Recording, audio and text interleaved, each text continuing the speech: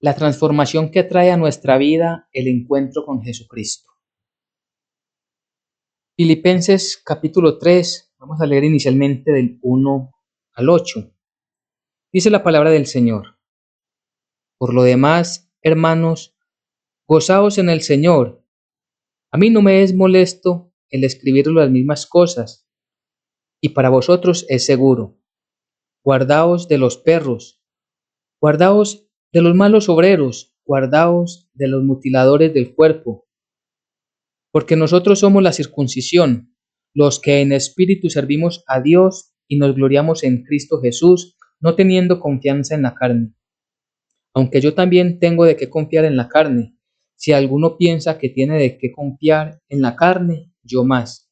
Circuncidado al 8º día, del linaje de Israel, de la tribu de Benjamín, hebreo de hebreos, en cuanto a la ley, fariseo, en cuanto a celo, perseguidor de la iglesia, en cuanto a la justicia que es en la ley, irreprensible. Pero cuantas cosas eran para mí ganancia, las he estimado por pérdida por amor de Cristo.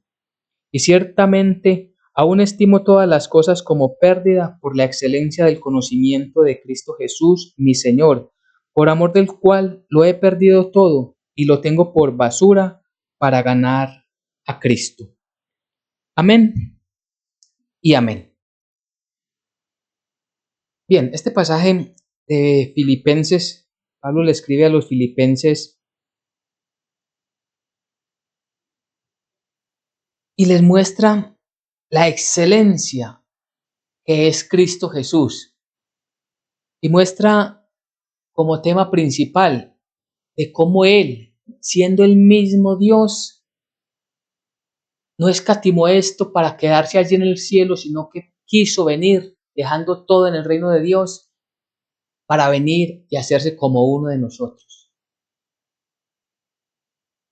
Y cómo Él es semejante a todos nosotros, menos en el pecado. Fue semejante en todo menos al pecado. Y esto entonces, dentro del contexto, Pablo lo presenta como la humillación y la exaltación de Cristo, porque Él se humilla al hacerse como uno de nosotros, repito, semejante en todo menos en pecado, pero es exaltado porque luego de que cumple todo lo que nuestro Padre Dios le había encomendado, Él resucita entre los muertos y está a la diestra de Dios Padre. Y desde allí, desde aquello, tenemos nosotros que mirar nuestra vida en torno hacia dónde vamos, hacia dónde están encaminados nuestros pasos, cuáles son nuestros propósitos de vida. Y es que normalmente uno se hace proyectos a corto, mediano y amplio plazo, pero todos estos están alineados en la voluntad de Dios. Queremos nosotros encontrar, conocer, comprender cuál es la voluntad de Dios para cumplirla, para ejecutar su voluntad. ¿O queremos, por el contrario, que Dios haga nuestra voluntad y entonces le planteamos a Él una gran cantidad de necesidades, de requisitos, de lo que nuestro corazón anhela, de lo que esperamos nosotros para nuestro tiempo? No, nuestra vida siempre debe estar encaminada a obedecer y a seguir, a servirle al Señor. Y esto solamente se da cuando tenemos ese encuentro con nuestro Señor Jesucristo, ese encuentro personal con nuestro Señor Jesucristo. Y ese encuentro personal significa que a través de conocerle a Él, de comprender su voluntad, ahora nosotros vivimos en gratitud para Él.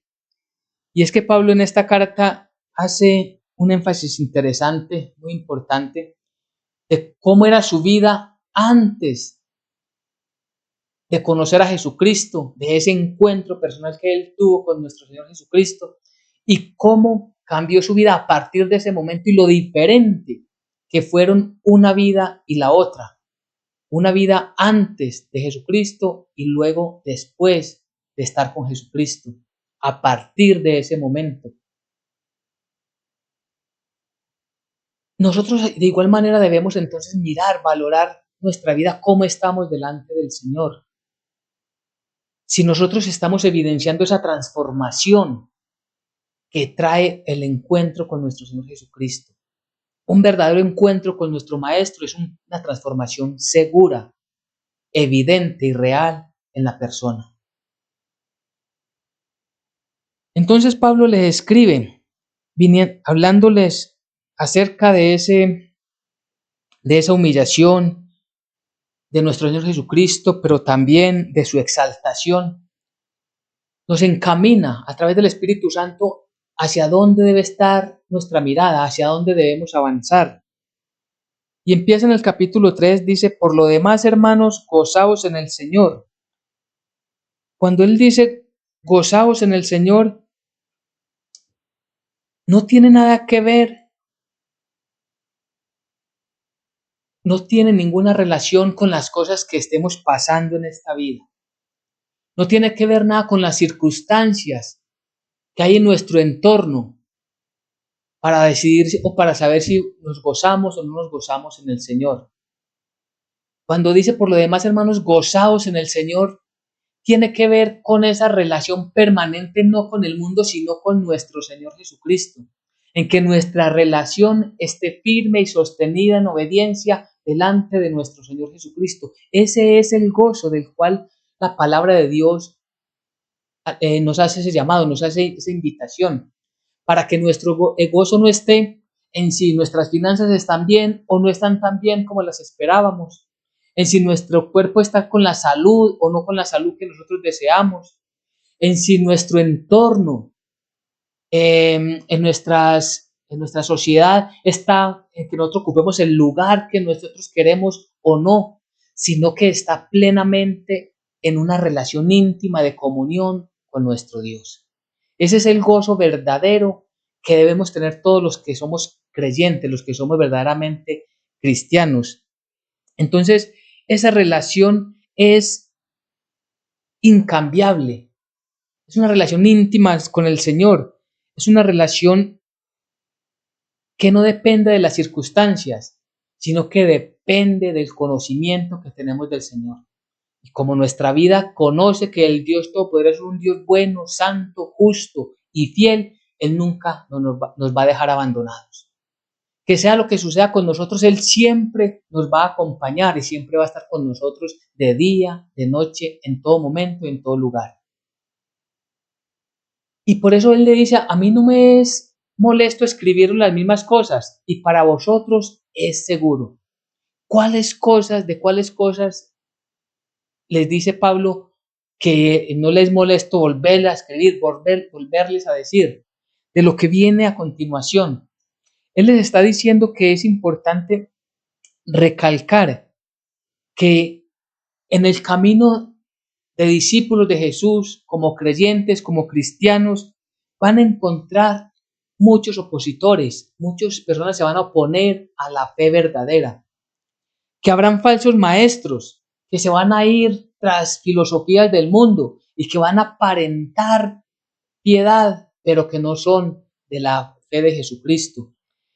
Él dice que allí habrán muchos que realmente se oponen a la cruz de Jesucristo, es decir, al Evangelio. Se oponen al conocimiento de la verdad, se oponen al conocimiento de Cristo Jesús. Entonces, todo esto les está diciendo, sobre esto ya les he hablado, pero quiero hacerles nuevamente énfasis, quiero recordarles. Y es que es importante, nosotros a veces escuchamos la palabra de Dios y decimos, bueno, yo ya ese mensaje ya lo escuché, o esa palabra yo ya la había escuchado, o yo ya la había leído. Pero es importante cada vez que la recibamos porque es el Espíritu de Dios el que la pone delante de nuestros ojos y en nuestro corazón, que le prestemos el mayor cuidado, la mayor atención posible, porque allí hay sabiduría de Dios para nuestras vidas. Hay muchos mensajes que nosotros simplemente creemos que ya conocemos todo, pero cuando el Espíritu de Dios nos está diciendo es porque hay un riesgo o de que nos olvidemos de la palabra de Dios o que no le estemos dando la importancia necesaria y suficiente para aplicarla a nuestras vidas. Y por eso para nosotros es seguro volverla a escuchar. Volvemos a escuchar la palabra de Dios y vamos a entender que cada vez que leemos más y más la Biblia encontramos cosas nuevas, y eso es lo maravilloso de la palabra de Dios. Uno puede leer la Biblia de Génesis y Apocalipsis cuantas veces quiera, y puede leerla versículo por versículo con detenimiento, y siempre va a encontrar algo nuevo. Es la iluminación, la guía del Espíritu Santo. Dice en el versículo 2 de la palabra del día de hoy: guardaos de los perros, guardaos de los malos obreros, guardaos de los mutiladores del cuerpo. ¿Qué significa? Cuando la palabra de Dios dice guardaos de los perros,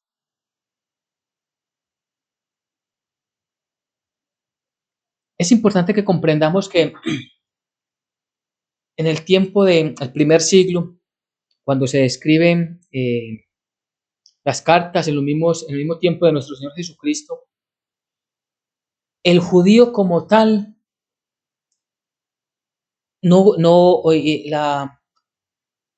en aquel tiempo los perros como tal no eran esos animales domésticos, como sucede en el tiempo de hoy, que los animales, en el caso puntual de los perros, ya les tienen una habitación principal en la casa de sus dueños, y ya no, los perros no duermen afuera de la casa, sino que duermen incluso con cobijas encima de una cama, y bueno, una gran cantidad de cosas, de privilegios que muchos seres humanos hoy no tienen por causa de la pobreza.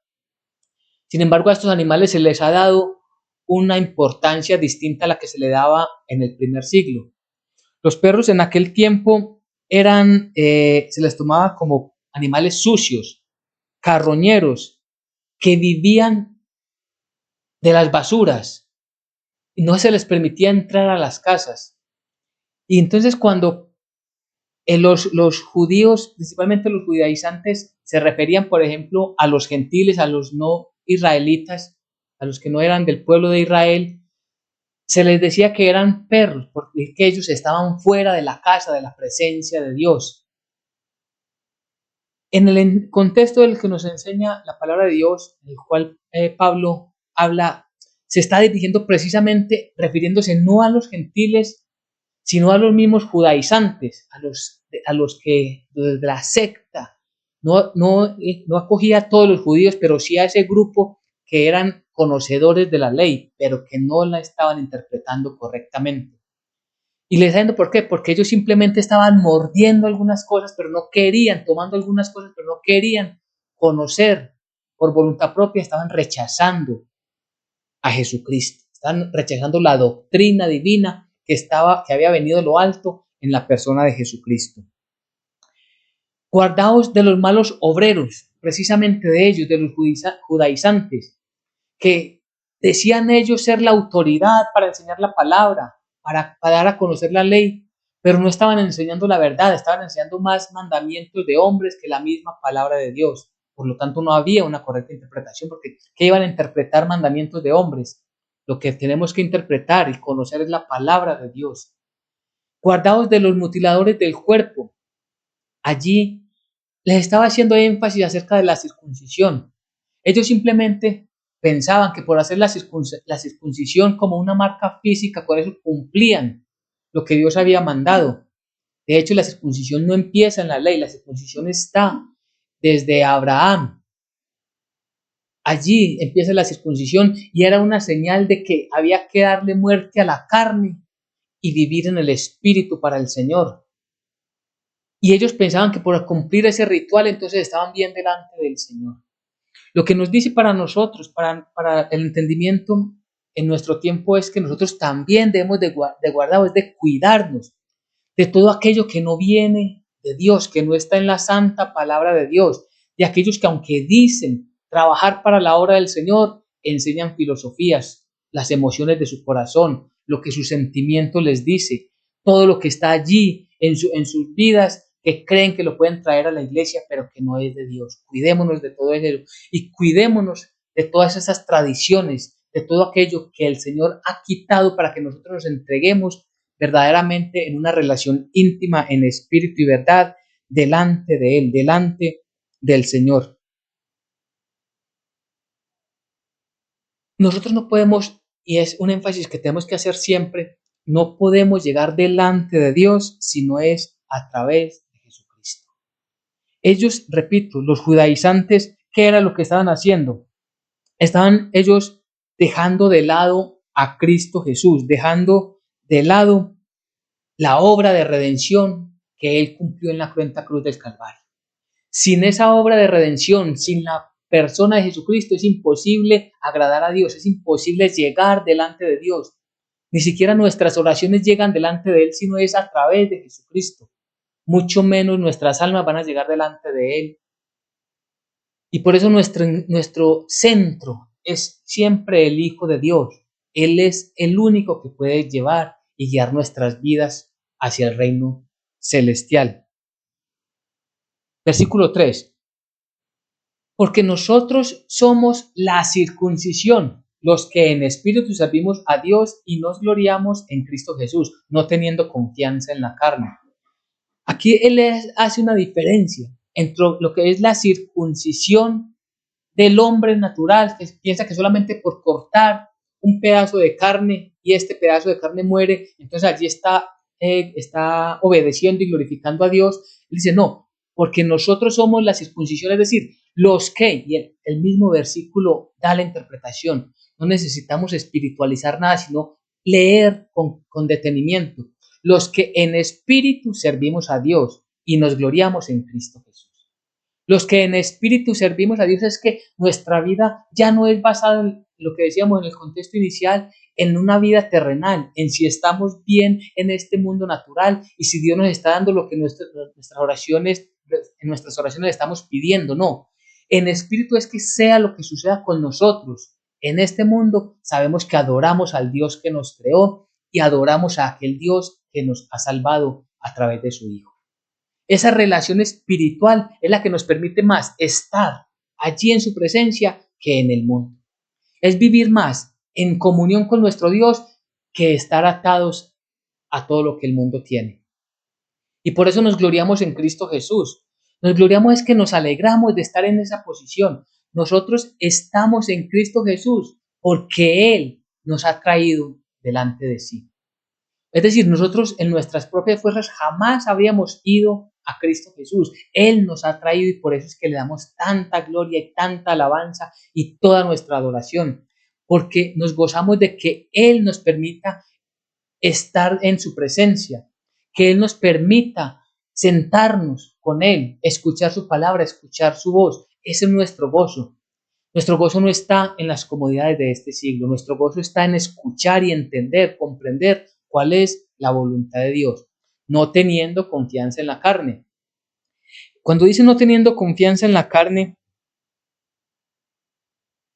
significa que no confiamos en nuestros propios logros, que no estamos confiando en nuestras capacidades, que no estamos confiando en lo que nosotros podemos hacer. Si nos comparamos con otras personas, yo puedo hacer tal cosa.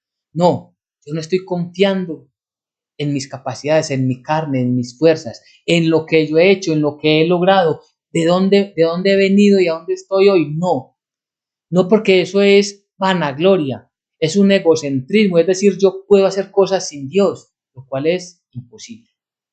Por el contrario, si decimos que nada de lo que tengo lo he podido lograr yo, sino que lo he recibido como bendición de Dios, glorificamos verdaderamente el que merece toda la exaltación, a nuestro Dios, a nuestro Señor, a nuestro Rey. Y por eso es que del versículo 4 al 7 está el énfasis que hace el apóstol Pablo. Dice, aunque yo también, aunque yo tengo también de qué confiar en la carne. Si alguno piensa que tiene de qué confiar en la carne, yo más, circuncidado al octavo día, del linaje de Israel, de la tribu de Benjamín, hebreo de hebreos, en cuanto a la ley, fariseo, en cuanto a celo, perseguidor de la iglesia, en cuanto a la justicia que es de la ley, irreprensible. Pero, pero cuantas cosas eran para mí ganancia, las he estimado como pérdida por amor de Cristo. Entonces lo que vemos aquí en estos 4 versículos, lo que vemos es cómo Pablo está diciendo, mire, si es que si es que nos vamos a gloriar de las cosas que somos como personas, como seres humanos, pues yo tengo más en que gloriar. Y dentro de los israelitas, Pablo era lo que podríamos decir, un estudiante avanzado, un estudiante adelantado. Él mismo describe que él es legítimamente un israelita, hebreo de hebreos. En cuanto a la ley, fariseo. Circuncidado, es decir, se cumplió la ley que decía que el niño debía ser circuncidado, el hijo varón, a los 8 días. Él puede decir, yo todo esto lo he cumplido.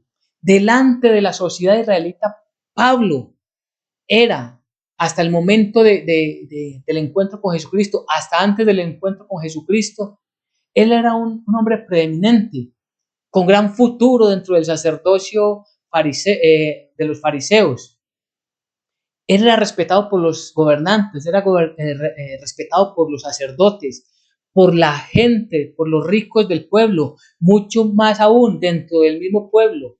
Él era una persona reconocida, pero él comprende que todo eso es inútil. Que todo es inútil delante de Dios, porque puede tener mucho valor delante de los hombres, pero delante de Dios es absolutamente inservible. ¿Y cómo nosotros no podemos traer eso? ¿Cómo no traer más bien nosotros eso a nuestras vidas? Si todos los logros que podamos tener en esta vida, todos los nombramientos que nos den, todas las condecoraciones, todos los diplomas, todas las medallas, cualquier exaltación que nos den es vana delante de los ojos de Dios.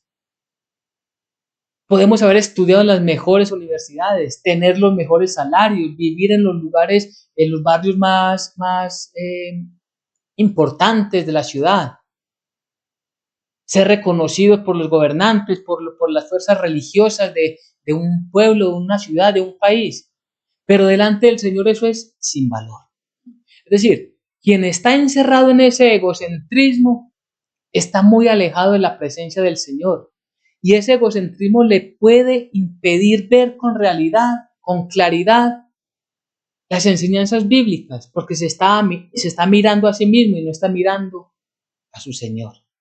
Y es que hay algo que dice incluso referente a la iglesia en el versículo 6, en cuanto al celo perseguidor de la iglesia. Recordemos que Pablo llevaba cartas para tomar presos a todo aquel que estuviera enseñando o que estuviera confesando la fe de Jesucristo. Tenían la autorización por ley de cogerlos, incluso si se resistían podían hasta matarlos. Todo eso era él antes de conocer a Jesucristo en ese camino a Damasco. Y recordemos todo, allí en Hechos de los Apóstoles nos cuenta, capítulos 8, nos cuenta lo que pasó con Pablo cuando se encuentra con Jesucristo. Allí encontramos que da un vuelco completo a su vida, que da ese vuelco inesperado, incluso para él mismo, cuanto más para aquellos que eran perseguidores y aún para los perseguidos. Porque él, conforme a la ley y conforme a las tradiciones humanas y conforme a los sacerdotes y conforme a los gobernantes, le estaba haciendo un favor a Dios. Pero él no entendía que antes estaba en contra de Dios. Saulo, Saulo, ¿por qué me persigues? Cuando perseguía a la iglesia, estaba persiguiendo a nuestro Señor Jesucristo. Cuando se persigue a la iglesia, cuando se persigue a todos los que tenemos la fe de Jesucristo, no nos persiguen a nosotros, persiguen al mismo Señor Jesucristo. Y es por eso que él dice, versículo 7, pero cuantas cosas eran para mi ganancia, las he estimado como pérdida. ¿Por qué? Por amor a Cristo. Por amor a Cristo es que todo para nosotros se vuelve sin importancia. Para nosotros lo más importante es estar en comunión plena con nuestro Maestro, con nuestro Señor Jesucristo, y allí debe estar el centro de nuestra vida, buscar cómo obedecer más y más y servirle a nuestro Dios.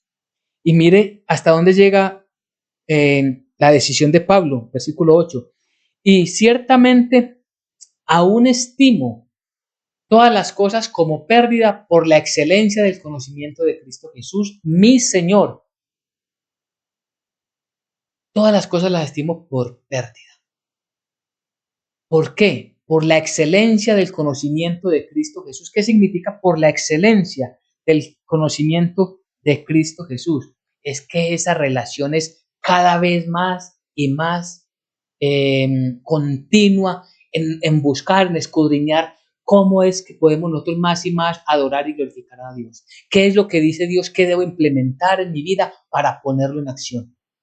Ese conocimiento, por la excelencia del conocimiento de Cristo, es esa relación nuestra con nuestro Señor Jesucristo, con nuestro Dios, y es que va en crecimiento más y más, y nunca deja de crecer. Y es algo que tenemos que tener claro nosotros los cristianos. Nuestra relación no puede estancarse, nuestra relación con Dios no puede estancarse. Nosotros siempre seguimos creciendo y creciendo y creciendo hasta alcanzar la estatura del varón perfecto que es Cristo Jesús. Por eso Pablo llegó a decir, él estaba acá sobre la tierra y se gozaba estar porque estaba enseñando la palabra de Dios. Pero si él moría, para él era mucho mejor porque iba a estar delante del Señor. Él decía en el 1:21, porque para mí vivir es Cristo y el morir es ganancia. Estaba totalmente gozoso de servirle al Señor. Para mí el vivir es Cristo, es vivir enseñando la palabra, es seguir obedeciéndola. Miren, cuando Hechos de los Apóstoles encontramos, cuando Pablo visita la ciudad de Filipos, allí, por causa de aquellos falsos maestros, de aquellos perseguidores de la fe de Cristo, de todos aquellos, fue él encarcelado, allí fue apedreado, allí fue azotado. Y él aún así volvió a esa ciudad, después de que fue expulsado, volvía y enseñaba y predicaba y allí fundó una iglesia. Porque ese era el amor, la pasión de él era Cristo Jesús, enseñar a Cristo Jesús, enseñar la verdad divina. Y es allí donde debe estar nuestra tendencia, cada vez más, en enfocarnos hacia dónde vamos en el conocimiento, en la excelencia del conocimiento de Cristo Jesús. Y él dice algo, mi Señor. Cuando dice Cristo Jesús, debemos de entender que Cristo Jesús, cuando habla de Cristo Jesús, está refiriendo ¿a quién? Aquel que lo rescató. Aquel que lo rescató de todas sus maldades, de toda la oscuridad, de todos sus pecados. Pero no se queda ahí solamente en aquel que nos salvó, sino que aquel que nos salvó, ese es nuestro Señor. Podría no serlo. Simplemente Dios mandó un ejemplo que no es bíblico, pero para tratar de dar una mejor explicación, que Dios hubiese mandado a un ángel, ese ángel nos rescató, pero no sería nuestro Señor. ¿Entendemos la analogía? Por eso el mismo Dios, el que nos ha rescatado, el mismo que nos rescató, es el nuestro Señor. Por eso hace el énfasis la palabra, no podríamos dejarla pasar por alto.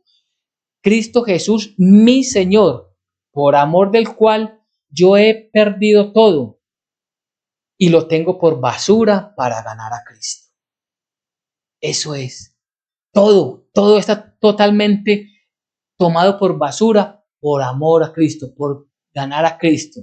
Es decir, para que más personas conozcan a su Señor, conozcan al Mesías, a ese Salvador, a ese Redentor, que también es su Señor, como es nuestro Señor. Así que nosotros debemos de validar nuestra vida si Cristo Jesús verdaderamente es el más y lo más importante en todo lo que somos, lo que tenemos y lo que hacemos. Versículo 9. Y ser hallado en él, no teniendo mi propia justicia, que es por la ley, sino la que es por la fe de Cristo, la justicia que es de Dios por la fe. Ser hallados en él. Recordemos que estamos en él porque él es el que nos ha traído delante de sí. Y ser hallados en él no teniendo mi propia justicia. Es decir, Somos hallados en Él no por las cosas que nosotros hemos hecho, por las cosas que hacemos, sino por todo lo que Él hizo por nosotros en la cruz. Todo lo que Él hizo por nosotros durante su ministerio, porque su ministerio engrandece su obra y nos enseña a nosotros, nos muestra cuán maravilloso es nuestro Señor. Entonces, no es por nuestras obras, no es por nuestra propia justicia, sino por la fe que es en Él, por la fe de Jesucristo. La justicia que es de Dios por fe. Recordemos que somos justificados por medio de la fe. Esa justicia es la que Dios espera que nosotros tengamos. La justicia que Él nos ha dado es porque tenemos fe, nos ha justificado porque tenemos fe en su Hijo amado. Versículo 10. A fin de conocerle y el poder de su resurrección y la participación de sus padecimientos, llegando a ser semejante a Él en su muerte. Cada día debemos de conocerle más. No podemos olvidar, no podemos estancarnos de pensar que ya todo lo sabemos, entonces con un sencillo devocional en la mañana, con eso tengo y no me preocupo de estudiar, de aquellas palabras o textos que no los entiendo, cómo los puedo escudriñar, cómo los puedo consultar, dónde, a través de la oración, cómo puedo encontrar sabiduría del reino. Ese es el fin de nosotros, conocerle más para poder exaltarle y glorificarle mucho más. ¿Cuánto más aquellas personas que se han olvidado de los devocionales? Porque ya no tienen tiempo en el día a día. Porque el devocional empezó en 15 minutos diarios, ya, luego en 10, luego en 5 y luego una oración mientras vamos bajando las escalas para coger el transporte para irnos a nuestras labores. No puede ser eso. Antes que reducir el tiempo, debemos incrementar nuestra relación con Dios en oración y en estudio bíblico, de tal manera que podamos conocerle, conocer el poder de su resurrección, conocer hacia dónde vamos nosotros y la participación de sus padecimientos. ¿Qué significa la participación de sus padecimientos? Significa que él ya lo había anunciado en esta carta y en otros, cómo la vida del creyente está inmersa en un mundo que le puede traer aflicciones. En el mundo tendréis aflicciones, nos dijo, nos anunció, profetizó nuestro Señor Jesucristo. Pero no debemos de temer, porque Cristo Jesús venció al mundo. Es decir, nosotros con la presencia, con la llenura del mismo Dios entre nosotros, a través del Espíritu Santo, con la presencia de Cristo Jesús en nuestras vidas, podemos superar todas estas dificultades. Esa participación de sus padecimientos significa que por causa de nosotros llevar el Evangelio podemos padecer. No en el tamaño del sufrimiento tan grande que sufrió nuestro Señor Jesucristo. No vamos a ser crucificados, no vamos a ser azotados, no vamos a ser escupidos, no nos van a colocar una corona de espinas. Podemos ser humillados, nos pueden maltratar verbalmente, incluso físicamente, incluso muchos predicadores los han matado, pero aún así en nada se compara con la obra de Jesucristo, pero la palabra sí anticipa que tendremos padecimiento. Si queremos vivir verdaderamente la fe de Jesucristo y testificarla tal como Él ha mandado, vamos a tener dichos momentos que pueden ser no muy agradables, pero que lo vivimos gozosos para la gloria de nuestro Dios. Por eso dice, llegando a ser semejantes a Él en su muerte, es decir, muriendo a todas las cosas del mundo. Y eso significa apartarnos de muchas situaciones que el mundo hoy nos plantea, que el mundo hoy nos quiere dar como bueno. Versículos 11 y 12. Si en alguna manera llegase a la resurrección de entre los muertos, no que lo haya alcanzado, ni que ya sea perfecto, sino que prosigo por ver si logro así aquello para lo cual fui también nacido por Cristo Jesús. Entonces le está diciendo, no es que ya Pablo y tampoco nosotros ya hayamos alcanzado esa estatura, esa perfección, sino que estamos camino hasta que nos encontremos con nuestro Señor Jesucristo. Cada día Él perfecciona en nosotros algo de nuestra vida. Él va formando en nosotros ese carácter, va perfeccionando en nosotros el carácter para que testifiquemos más y más su grandeza. Si es que verdaderamente nos estamos esforzando en conocerlo, si es que verdaderamente queremos honrarlo y glorificarlo, si es que nuestra mirada y nuestra meta está en Él y no en el mundo, entonces nosotros estamos allí caminando para asir, es decir, para tomar aquello para lo cual Cristo Jesús nos tomó. Es decir, para cumplir el propósito para el cual Cristo Jesús nos llamó. ¿Cuál es su propósito? ¿Usted entiende para qué Cristo Jesús la ha llamado? Claro, fuimos llamados para salvación. Bendito sea el nombre de nuestro Dios, que así es. Pero también después de la salvación, Él nos ha dejado unas obras por hacer. ¿Cuáles son las obras que Cristo Jesús le ha puesto a usted para hacer? Puede ser dentro de un ministerio, puede ser dentro de una misma iglesia siendo un miembro activo, pero puede ser también allí en sus quehaceres del día a día dando testimonio de su fidelidad a Dios, apartándose de lo inmundo. Como dice la palabra, siendo nosotros los que somos la circuncisión en el Espíritu. Es para esto que nosotros tenemos que entender para qué fuimos tomados por Cristo Jesús, para cumplir el propósito que Él tiene con nosotros. Versículo 13. Hermanos, yo mismo no pretendo haberlo ya alcanzado, pero una cosa hago, olvidando ciertamente lo que queda atrás y extendiéndome a lo que está delante. Y aquí vamos como llegando al contexto de lo que la palabra del Señor nos quiere regalar en este día, porque el texto es mucho más largo y de mucho más estudio que cada uno debemos de tener. Pero dice que una cosa hago, olvidando ciertamente lo que queda atrás. ¿Qué es lo que queda atrás? Una vida llena de mundanidad, una vida llena de pecados, la cual ya dejamos atrás. No queremos vivir atrás, volver atrás otra vez con esta vida mala. No queremos volver a estar en pecados, en maldades, en oscuridades, sino que todo lo que nosotros recibimos del Señor queremos vivirlo para su gloria y honra. Si Dios nos entregó una familia, pues esa familia la vamos a llevar en torno a la voluntad de Dios para glorificar a Dios por todo lo que Él hace en nosotros. Apartándonos de todo pecado, significa de toda mentira, de todo engaño, de todo robo, de toda fornicación, de todo adulterio, de toda maldad, de toda oscuridad. Apartándonos de chismes, de contiendas, de rivalidades, de malas palabras. Todo eso ha quedado atrás, porque como Pablo, a partir del encuentro con Jesucristo, somos nuevas criaturas y nuestra vida está permanentemente ¿en qué? En regeneración. Y es allí donde nosotros tenemos que dejar todo vicio, toda borrachera, todo aquello que impide que nuestra comunión con el Señor sea perfecta. Por eso dice, y extendiéndome a lo que está delante. ¿Qué está delante? La gloria de nuestro Dios. Y es allí, en obedecerle, en exaltarle, donde estamos nosotros centrados. Por eso dijo, prosigo a la meta. Y es allí donde debe estar nuestra mirada.